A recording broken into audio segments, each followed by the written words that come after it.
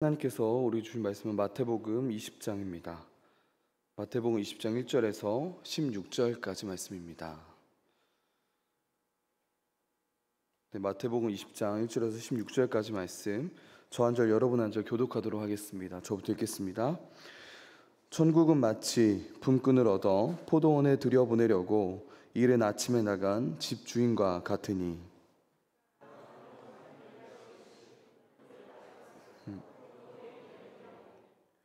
또 제3시에 나가보니 장터에 놀고 서 있는 사람들이 또 있는지라.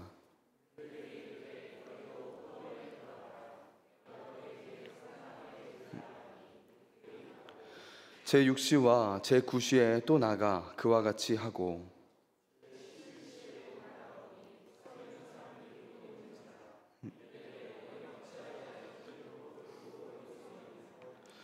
이르되 우리를 품꾼으로 쓰는 이가 없음이니이다. 이르되 너희도 포도원에 들어가라 하니라.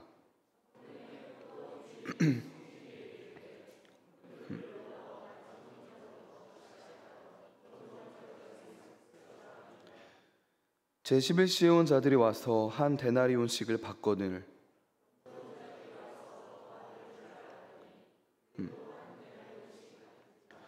받은 후 집 주인을 원망하여 이르되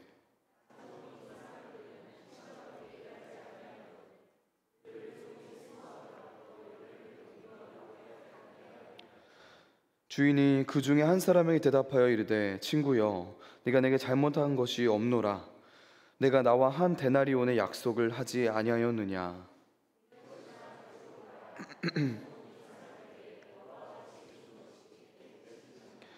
내 것을 가지고 내 뜻대로 할 것이 아니냐. 내가 선함으로 내가 악하게 보느냐. 함께 읽겠습니다.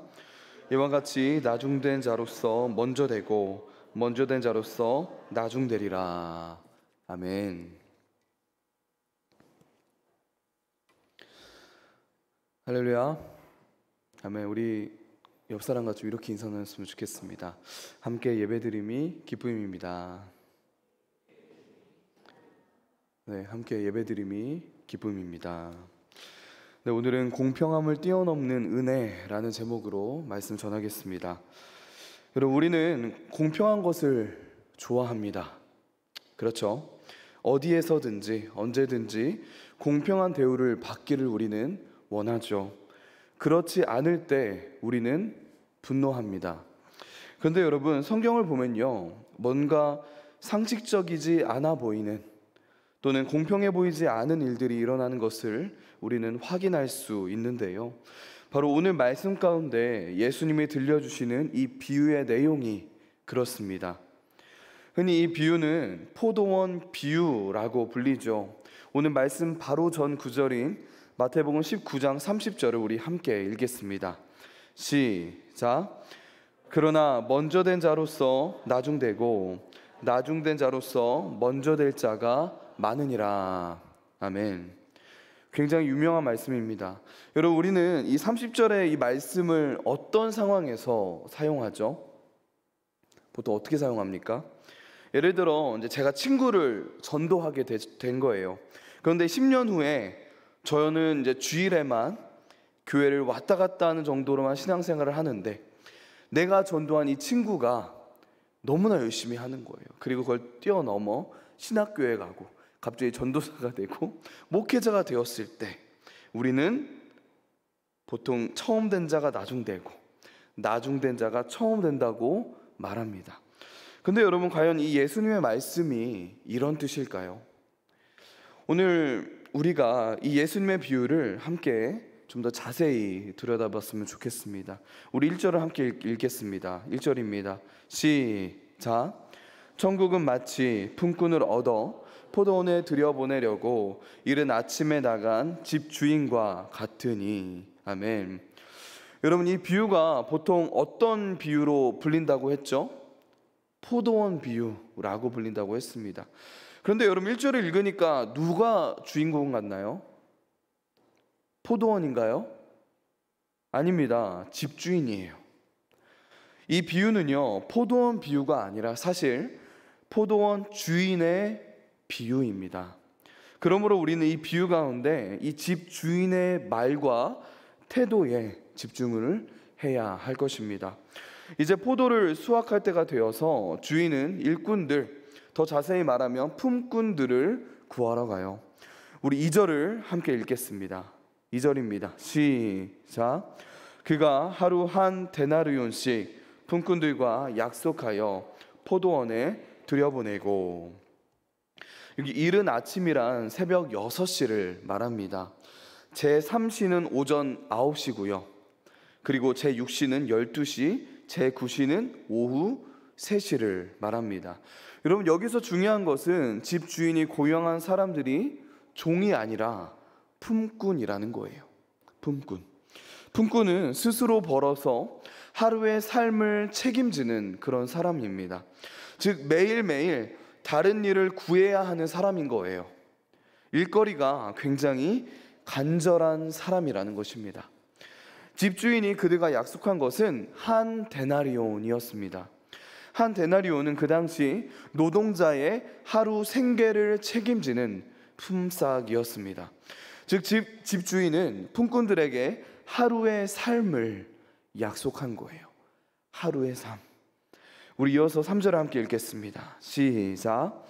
또 제3시에 나가보니 장터에 놀고 서 있는 사람들이 또 있는지라. 여러분, 좀 이상하지 않습니까? 여러분이 보시기에 이 포도원 주인이 계획성이 있어 보이나요? 흔히 말하는 제이처럼 보이십니까? 아니면 약간 무계획적으로 포도원을 운영하는 것 같나요? 아니, 포도원 주인이면요, 자기가 포도원 주인이면 오늘 반드시 해야 할 일이 눈에 보이지 않겠습니까?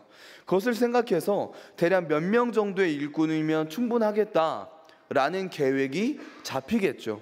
그리고 일꾼들을 한 번에 데리고 와야 훨씬 더 효과적이지 않겠습니까?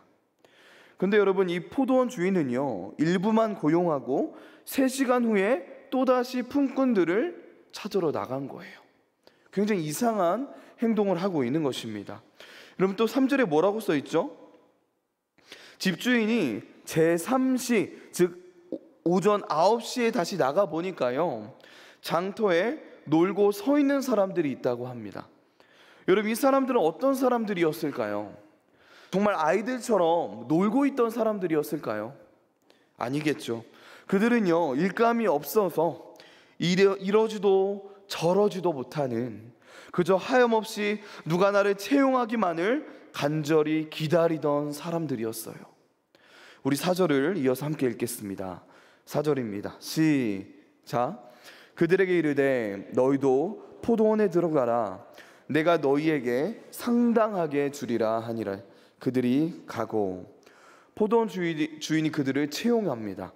그리고 그들에게 뭐라고 하죠? 내가 상당하게 주리라. 상당하게 주리라. 여러분, 여기 상당하게라는 단어가 굉장히 중요한데요, 이 단어는요, 헬라어로 디카이소스예요. 디카이소스. 이 단어의 뜻은 의롭다라는 뜻입니다. 즉 주인이 지금 어떻게 말하고 있는 것이죠? 이렇게 말하는 거예요. 내가 너희에게 의롭게 줄게. 내가 너희에게 의롭게 줄게. 더 준다는 개념이 아닙니다. 뭐 풍성하게 준다는 개념이 아니에요. 의롭게 준다는 개념입니다. 그런데 여러분, 정말 놀라운 것은요, 포도원 주인이 거기에서 멈추지 않는다는 거예요. 오후 12시, 오후 3시, 그리고 정말 아이러니하게도 오후 5시에도 나가서 일꾼들을 데리고 옵니다. 여러분, 보통 히브리인들이 언제 일을 마쳤을까요? 언제 일을 마쳤을까요? 바로 저녁 6시입니다. 즉 집주인이 마지막으로 데리고 온 이 품꾼들은요, 몇 시간을 일한 거예요? 1시간 정도 일한 것입니다. 데려갔다가 데리고 오는 것까지 보면요, 그 시간들을 빼면 1시간이나 일했겠습니까? 여러분, 여기에서 우리는 의문이 생기죠. 과연 이 포도원 주인은 품꾼을 들여 보내는 데 목적이 있는 건지, 아니면 포도원을 잘 가꾸는 데 목적이 있는 건지 잘 모르겠습니다. 그런데 여러분, 지금 예수님은요, 효율성과 생산성에 대해 이야기하는 게 아니에요. 예수님은 지금 집 주인과 또 다른 한 그룹이죠, 오후 5시에 포도원에 들어온 이 품꾼들에 대해 이야기하고 있는 것입니다. 여러분 혹시 일용직 시장에 대해 아시나요? 일용직 시장? 직접 일해보신 분들도 있을 것입니다. 아침 일찍 사람들이 모여 있습니다. 그러면 어떤 차가 와서 그곳에 건설 현장이든 농장이든 그곳으로 일할 사람들을 뽑아서 데려가는 거예요. 여러분 생각해 보세요. 여러분이 큰 포도원의 주인입니다. 이제 수확철이 돼서요, 여러분이 오늘 하루 일할 사람들을 뽑아간다고 생각해 보세요. 어떤 사람들을 채용하겠습니까? 힘세고 건장한 체격의 사람을 채용하겠죠. 성실해 보이는 사람으로 채용할 것입니다. 여러분, 이 기준으로 새벽 6시부터 오후 5시까지 쭉 내려가면요, 과연 오후 3시와 오후 5시에 채용된 사람들은 어떤 사람이었을까요? 아무도 불러주지 않는 사람입니다. 가치가 없는 사람이에요. 아마도 나이가 많거나 비실비실한 사람이었을 것입니다. 누가 봐도 좀 일 잘 못하게 생겼는데, 가치가 없어 보이는데 라고 여겨지는 사람이라는 거예요. 여러분 생각해 보세요. 오후 5시까지 그곳에 있던 사람들의 마음이 어땠을까요? 마음이 무너졌을 거예요. 나 혼자 오늘 밥 안 먹는 거는 상관없잖아요. 그런데 집에 사랑하는 아내와 자식들이 있습니다. 내가 돈 몇 푼이라도 가져올 것이라는 그 기대가 가족들에게 있었을 텐데, 그 기대로 지금 기다리고 있을 텐데 오후 5시가 되어가요. 어떡합니까? 큰일 났다. 내가 무슨 낯짝으로 집에 들어가냐? 내 처자식이 저녁에 뭐 먹지? 정말 수만 가지 생각이 들었을 것입니다. 그런데 여러분, 그런 그들에게 포도원 주인이 다가갔습니다. 우리 6절에서 7절을 함께 읽겠습니다. 시작. 제 11시에도 나가보니 서 있는 사람이 또 있는지라 이르되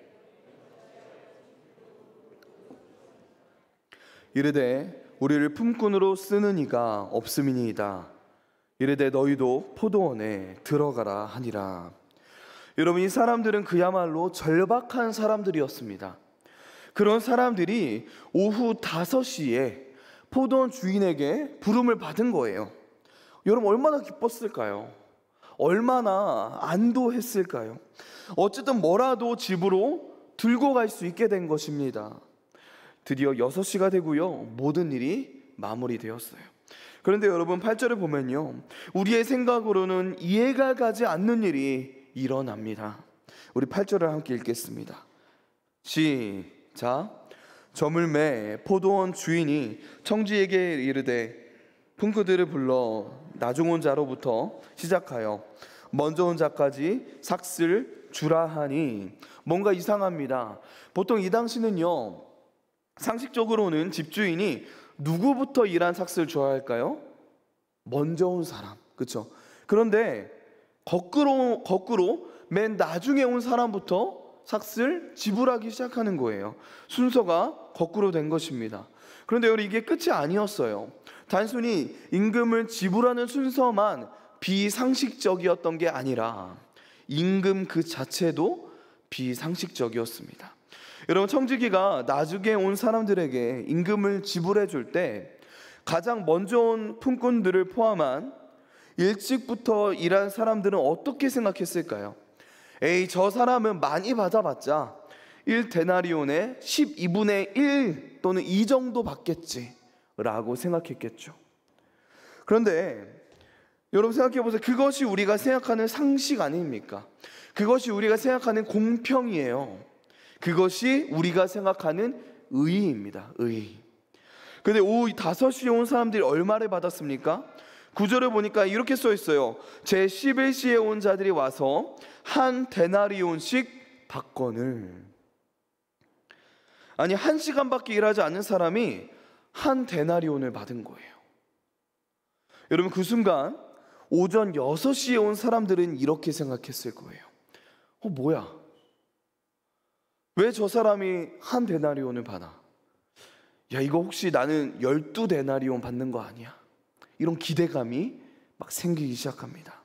근데 여러분, 어떤 일이 일어나죠? 10절입니다. 함께 읽겠습니다. 시작. 먼저 온 자들이 와서 더 받을 줄 알았더니 그들도 한 데나리온씩 받은지라. 아니, 말도 안 되는 일이 일어난 거예요. 여러분, 솔직하게 자그마치 12시간 일한 사람이 1시간밖에 일하지 않은 사람보다는 훨씬 많이 받아야 정상 아닙니까? 그것이 공평한 것 아닌가요? 그런데 그들도 똑같이 한 데나리온을 받게 된 거예요. 그들은 당연히 화가 났습니다. 포도원 주인에게 원망을 쏟아내기 시작했어요. 우리 11절에서 14절을 함께 읽겠습니다. 시작. 받은 후 집 주인을 원망하여 이르되 나중 온 이 사람들은 1시간밖에 일하지 아니하였거늘 그들을 종일 수고하며 더위를 견딘 우리와 같게 하였나이다. 주인이 그 중에 한 사람에게 대답하여 이르되 친구여, 내가 내게 잘못한 것이 없노라. 내 것이나 가지고 가라. 나중 온 이 사람에게 너와 같이 주는 것이 내 뜻이니라. 여기 먼저 온 품꾼의 원망과 이 주인의 대답 사이에는요, 보상이냐 은혜냐 혹은 공평함이냐 은혜냐 하는 이 두 주제가 교차하고 있습니다. 품꾼의 원망은 공평함이라는 기준을 제시하고 있죠.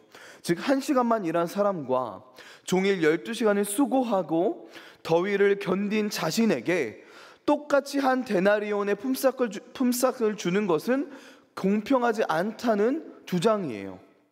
여러분, 이 세상의 시각과 판단으로 보면요, 포도원 주인은 불공평한 게 맞습니다. 이 공평함은 세상이 중요하게 여기는 가치예요. 그런데 주인은 모두에게 똑같이 각각 한 데나리온씩 지급했습니다. 그런데 여러분, 여기에 은혜가 있는 거예요. 여기에 은혜가 있는 것입니다. 아까 이미 나누었듯이 그 당시 하루 일해서 하루 먹고 사는 이 품꾼들의 품삯은 한 데나리온이었어요. 한 데나리온은 한 가족이 하루를 먹고 사는데 꼭 필요한 비용이었습니다.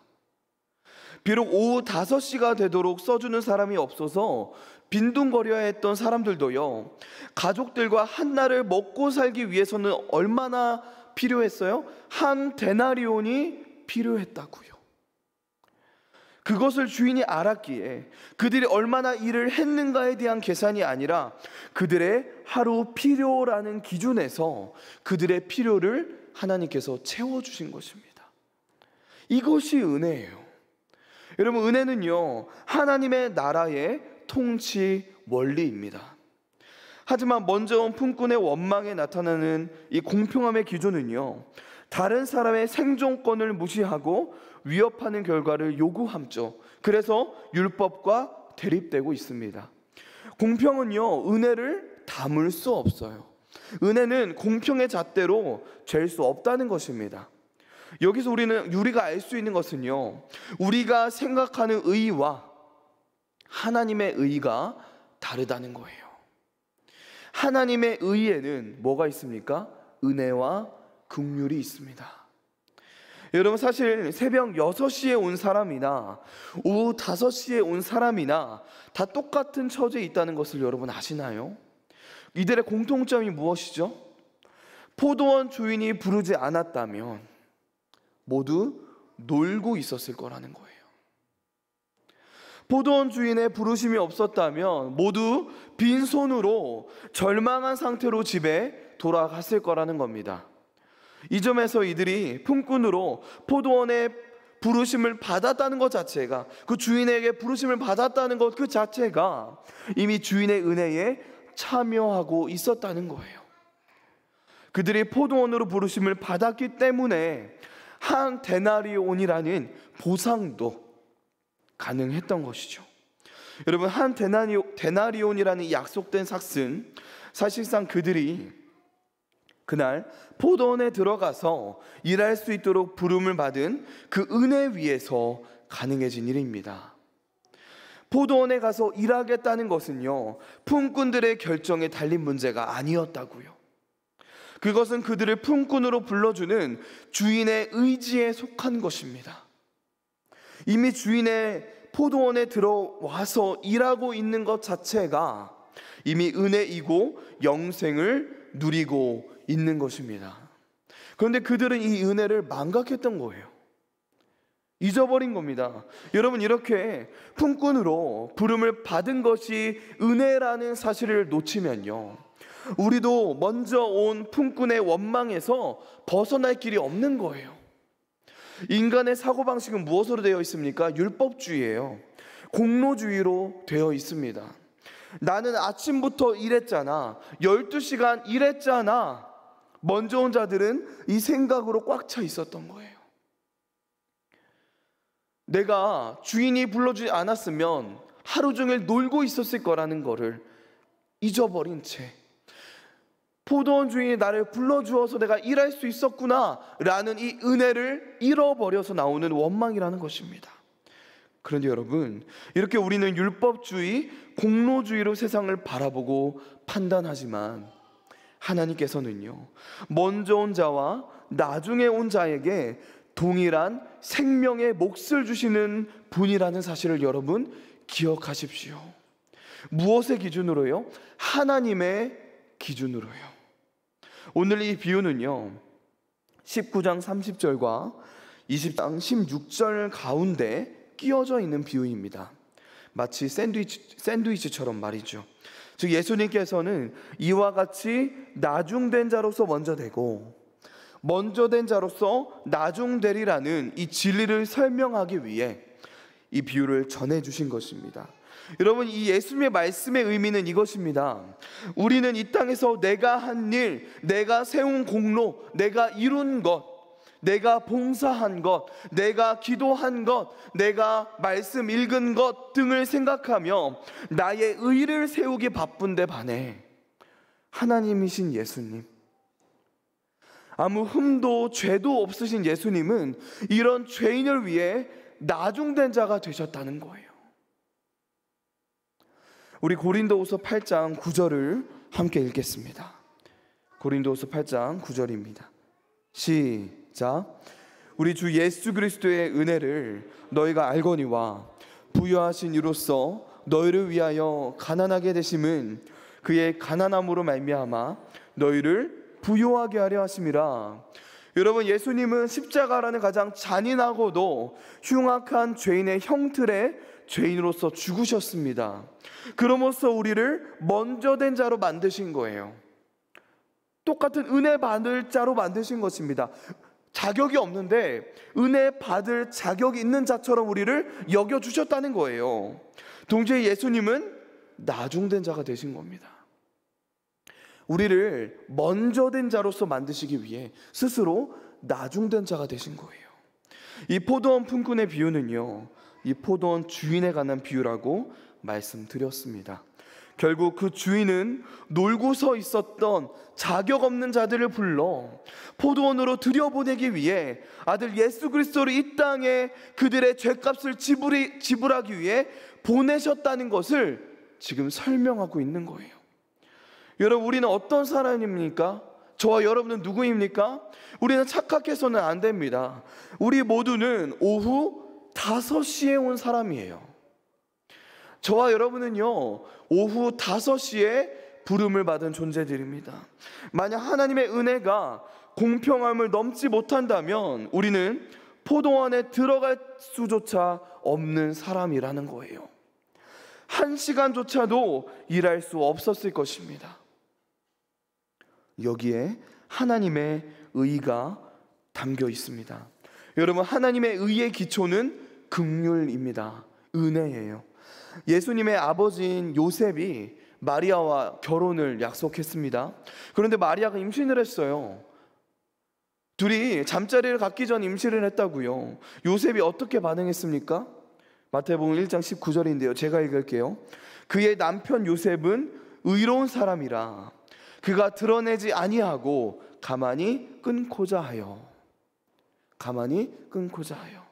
여러분, 그 당시 율법의 의는요, 그렇게 하면 안 됐습니다. 요셉이 마리아에게 돌을 던져 죽이는 게 의였다고요. 그 당시 그들이 생각하는 의, 돌을 던져 마리아를 치는 것, 그것이 의였습니다. 그게 공평한 거였다고요. 그게 당연했습니다. 그러나 요셉에게 뭐가 있었다고요? 긍휼의 마음이 있었다는 거예요. 그래서 하나님께서 요셉을 의로운 사람으로 여겨주셨던 거예요.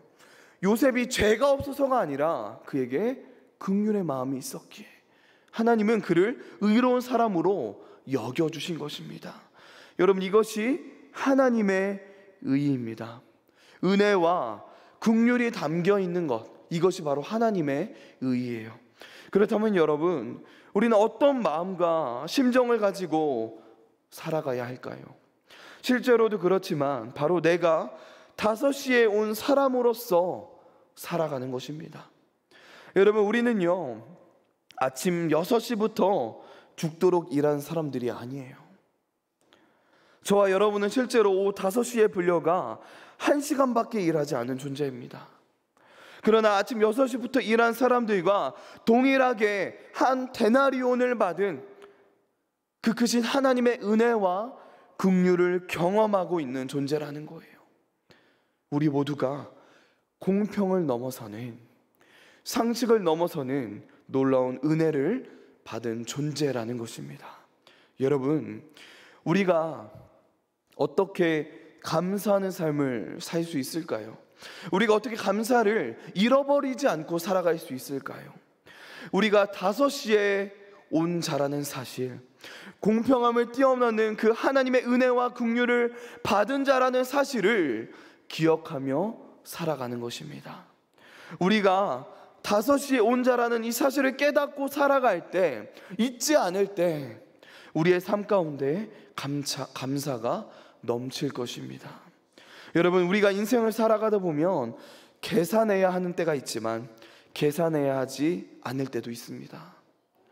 잘못을 따져야 할 때도 있지만 잘못을 따지지 말아야 하는 때도 있습니다. 우리가 성경을 통해 확인하는 것은요, 공평과 정의의 뿌리도 긍휼이라는 것입니다. 사실 공평과 정의의 잣대를 우리의 삶에 갖다 대면요, 우리는 모두 죽어버릴 수밖에 없죠. 살아날 수 없다는 거예요. 그러나 하나님의 긍휼하심이 있기 때문에 하나님의 긍휼의 잣대로, 은혜의 잣대로 우리를 하나님께서 대해 주시기 때문에 우리가 용서받은 것이며 지금도 살아가고 있다는 거예요. 여러분, 우리가 지금 이 긍휼에, 이 은혜에 불붙어 살아가고 있습니까? 우리는 교회 안에서, 가정에서 발생하는 어떤 문제들을 마주할 때 이 세상의 공식과 이 세상의 공평과 상식의 잣대가 아니라 하나님의 긍휼과 은혜의 관점에서 풀어야 할 것입니다. 하나님의 은혜와 긍휼을 넘치게 받은 여러분, 지금도 넘치게 받고 있는 여러분, 우리가 5시에 온 자들이라는 그 사실, 공평함을 뛰어넘는 그 하나님의 은혜와 긍휼을 받은 사람이라는 그 사실을 기억하며 공평함의 잣대로 살아가는 것이 아니라 하나님의 은혜와 긍휼을 받은 자처럼 살아가는 우리의 삶 가운데 새누리 이교회 가족들에게, 그리고 이웃에게 우리가 받은 은혜와 긍휼을 베풀며 살아가는 저와 여러분 되길 소망합니다. 우리 함께 기도합시다.